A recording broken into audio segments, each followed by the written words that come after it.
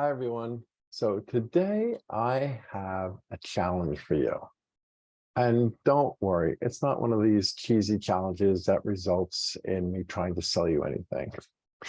It's a challenge to really inspire you to start doing something today. I think I mentioned before, every video I try to provide you with an actionable step that you can do as soon as you're done with this video or shortly after.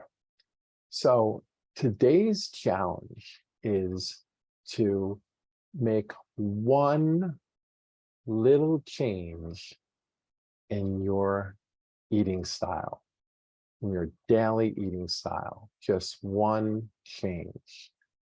This change can be super small, kind of small, or moderate, depending on, how important this thing is to you, or, how much of a habit it's been for you to eat this way.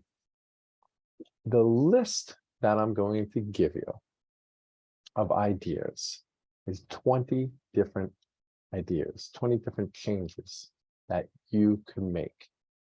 Not meaning that you have to make all 20 changes. You don't even have to make 5 changes. Just picking one change from this list. And please, I implore you, if you have your own idea in terms of making a healthy change in your eating style, by all means, do it. But let us know if you're in my Facebook group, let us know in your group what the change was. Or if you're following my page, send me a direct message or post it. Make a comment to this video. In fact, I'd rather have you make a comment to the video, because then other people can see what change you picked, and that can kind of inspire them. Maybe they think that that's a great change for them as well. This one change can really set in motion a whole different kind of healthy lifestyle, and ultimately even possibly lead to many other changes that would lead then to you losing all the weight. Okay, so without further ado, here is the list. If you don't eat breakfast, eat breakfast. That's the first change. And you might say, well, that's odd, because they always talk about trying to reduce calories to lose weight. And here he is advocating adding a meal. Absolutely. Because without breakfast, you are going to set yourself up to overconsume and binge eat later on in the day. Eat breakfast. And you may very well not end your eating until very, very late at night, which is not good, because that's when your metabolism slows down. Eat a bigger breakfast if you're already eating breakfast and you don't think it's really substantial. And I'm going to add those two together, because as I was speaking, I actually thought of another one. So, tip number 2, stop eating by 7 o'clock. Now, if that's too hard to do for you, let's say you typically have a late night snack around 10 o'clock, then stop eating around 8 o'clock. But stop eating at least a couple hours earlier than you normally do. Okay? Okay. Third tip, change any drink at any meal to water. So if you typically have, and I'm talking about, calorie drinks, right? Like fruit juice, soda, that kind of thing. If you typically have like a soda with lunch, or you typically have like fruit juice in the morning, like orange juice with your breakfast, or some kind of calorie drink at night with your dinner, change it for water. Just one meal. Number 4, drink an extra glass of water every day. Water helps with weight loss. Water is essential for every bodily function. Just doing that is significant. Reduce your snacks. If you eat 3 snacks a day, go down to 2. If you eat 2 snacks a day, go down to 1. Change sweets or fatty snacks to protein and veggies. Exchange starchy carbs at dinner for veggies. So if you typically have starchy carbs at dinner, like potatoes, yams, rice, pasta, try to sub them out for vegetables.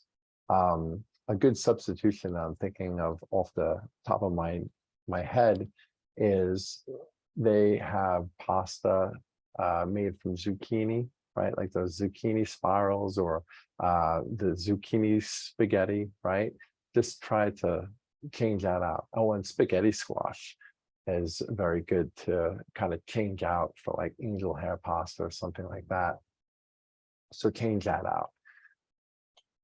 Starchy carbs are not the enemy and they're not bad, but at nighttime, they tend to get stored more than other kinds of macronutrients or other kinds of nutrients, like vegetables and fruit. Change white flour to whole wheat for at least 1 meal. So if you typically eat lunch with white bread or wraps made from white flour, change that out to whole wheat. Change 1 condiment that you commonly use each day to a light version. Eat a big salad before dinner, because that's going to help you with portion control at dinner, especially if dinner is a problematic meal for you. Speaking of portion control, number 11, reduce portion size in at least 1 meal. Something marked, like 25% or 50% even, but at least 25%. If you want to, do something, use a strategy to make this easier, for lunch, you can start using wraps and buy like an 8-inch wrap, not those gigantic wraps, and put enough food in it, where it's full, but not too full, where you can't close the wrap, right? So you should be able to fold the wrap over really well, no problem. And that could help with portion control for lunch, if that's a problematic area for you. Or dinner, you typically know how much food you put on a plate, just by eye, try to fill up that plate 3/4 of the way instead of all the way. Choose 1 meal and make it as healthy as you can. That's tip number 12. Number 13, eliminate fast food meals. I'm assuming you probably don't eat fast food every day. If you do, then definitely do number 13. But if you're, having at least a few fast food meals a week, making sure that you don't eat any fast food each and every day is going to be a big change, because there's a ton of calories. Add a protein shake to your day. That's it. Protein is very, very good. It supports muscle development, which can increase your metabolism. And it's good to get that habit in place, especially when you start exercising and doing resistance training. Protein is just all around good. Use 2 or 1% milk for tea or coffee instead of whole milk or creamer, especially if you're using those sweet creamers, the pumpkin pie spice or the peppermint candy spice. Number 16, whenever you eat out and indulge, because you should every now and then, eat very healthy the next morning for breakfast, or eat very healthy the whole next day. That's going to really offset that indulgence meal. Number 17, stop eating while you are cooking. Only eat when you're sitting down for a meal. Too often, people eat a lot in between meals. They graze or they're eating while they're walking around or driving. In fact, let's just say only eat when you're sitting down for a meal. No eating in the car, no eating while you're walking, no eating any other time. Number 18, pick one meal that is often problematic for you and simply record everything you eat that meal. If it's dinner, every dinner, you record everything you ate. What does that have to do with losing weight?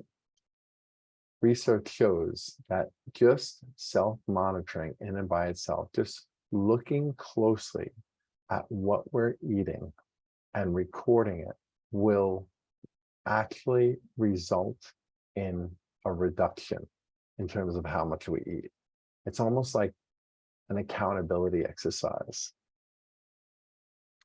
Number 19, pick one meal and make sure to always eat veggies with it.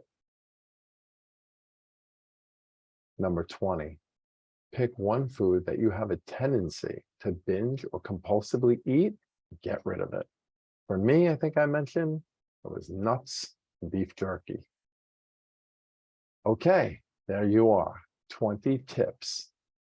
This is by far an exhaustive list. There are so many healthy changes that you can make, small to moderate healthy changes that you can make.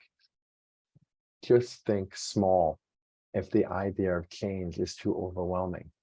What you want to do is you want to just start doing one thing and having it stick and getting used to it. And that could be the domino that metaphorically starts that chain reaction to a much healthier lifestyle and potentially even losing all the weight. Let me know what strategy you picked or what one you came up with on your own. All right, folks, I'll talk to you soon. Good luck.